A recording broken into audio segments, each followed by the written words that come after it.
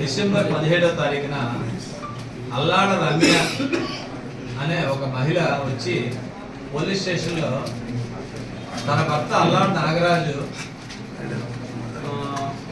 కనిపించడం లేదు, కొంత డబ్బులు బంగారం పట్టుకొని ఇంట్లో వెళ్ళిపోయాడని చెప్పేసి ఒక మిస్సింగ్ కంప్లైంట్ ఇవ్వడం జరిగింది.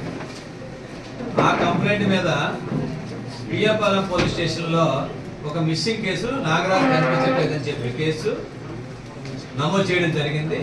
నమోదు చేసి దర్యాప్తు టేకప్ చేశారు.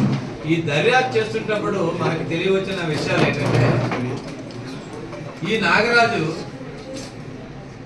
17వ తారీఖున కంప్లైంట్ ఇచ్చింది, 9వ తారీఖున మిస్ అయ్యాడని చెప్పేసి డిసెంబర్. ఈ క్రమంలో మా పోలీసులు వాళ్ళ తాలూకా ఫోన్ నెంబర్లు, వాళ్ళ తాలూకా లొకేషన్స్ అన్ని ట్రాక్ చేస్తున్నారు.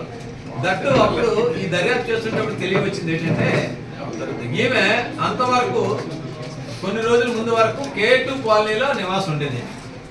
K2 కాలనీలో నివాసం ఉన్న ఆమె రేవలపాలెం కాలనీకి షిఫ్ట్ అయింది. ఇక్కడ షిఫ్ట్ అయింది, భర్త కనిపించలేని సమయంలో షిఫ్ట్ అయింది. దట్టు ఆ ఇంట్లో మా పోలీసు వారు క్లీన్ గా ఎంక్వైరీ చేస్తుంటే ఒక అబ్బాయి నైట్ టైం వచ్చి వసంతరావు అని చెప్పేసి, సంజీవ్ వసంతరావు అని చెప్పి ఆమెతో పాటు ఇంట్లో ఉంటున్నాడు. 2 పిల్లలు ఉన్నారు, తప్పిపోయిన నాగరాజు తాలూకా పిల్లలు ఉన్నారు, భర్త లేనని కంప్లైంట్ ఇచ్చింది. ఇంకా వేరే మగవాడు ఈమెతో పాటు ఇంట్లోకి వచ్చి ఉంటున్నాడని చెప్పేసి మనకి అనుమానం కలిగింది. ఇదే అనుమానంతో వాళ్ళ పేరెంట్స్ ని కూడా ఎంక్వైరీ చేస్తే, వాళ్ళు కూడా ఎంక్వైరీ చేస్తే, అమ్మ ఈ కుర్రవాడితో ఉన్నది వీడెవడు, ఎవడైతే నాగరాజు మన పనోరా మైల్స్ లోను సెక్యూరిటీ గార్డ్ గా పనిచేస్తున్నాడు,